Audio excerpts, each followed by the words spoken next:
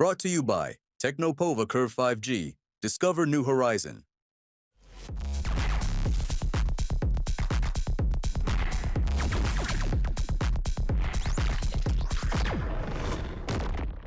राजस्थान में 9 जून 2025 को घोषित हुए नगर निकाय और पंचायत उपचुनाव नतीजों ने सियासी माहौल को गर्मा दिया है। भारतीय जनता पार्टी ने शानदार प्रदर्शन करते हुए 36 में से 28 सीटों पर कब्जा जमाया है, जबकि कांग्रेस को मात्र 4 सीटों में संतोष करना पड़ा है। पिछले आम चुनावों में बीजेपी को इनमें से केवल 15 सीटें मिली थी, लेकिन इस बार पार्टी ने अपनी सीटों की संख्या में वृद्धि की है। दूसरी ओर कांग्रेस को 15 से घटकर 4 सीटों पर सिमटने का करारा झटका लगा है। राजस्थान के 12 जिलों में हुए इन उपचुनावों में बीजेपी ने 27 सीटों पर अपने प्रत्याशियों और एक सीट पर समर्पित प्रत्याशी के साथ में जीत हासिल की है।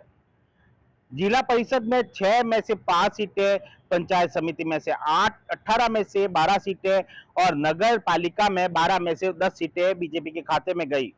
अलवर, अजमेर, डूंगरपुर, बांसवाड़ा, बालोतरा, जयपुर, झुंझुनू, करौली और सिरोही जैसे क्षेत्र में बीजेपी ने मजबूत प्रदर्शन किया।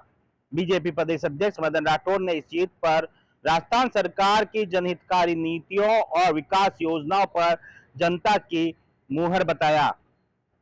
उपचुनाव के नतीजों ने कांग्रेस की कमजोर स्थिति को और स्पष्ट कर दिया। खासकर कांग्रेस प्रदेश अध्यक्ष गोविंद सिंह डोटासरा के विधानसभा क्षेत्र में भी पार्टी को हार का सामना करना पड़ा। बीजेपी प्रदेश अध्यक्ष मदन राठौर ने प्रेस कॉन्फ्रेंस करते हुए कांग्रेस पर तीखा हमला बोला है। उन्होंने कहा कि डोटासरा अपने ही क्षेत्र में उम्मीदवार की जीत नहीं दिला सके, जो कांग्रेस की कमजोर संगठनात्मक स्थिति को दर्शाता है।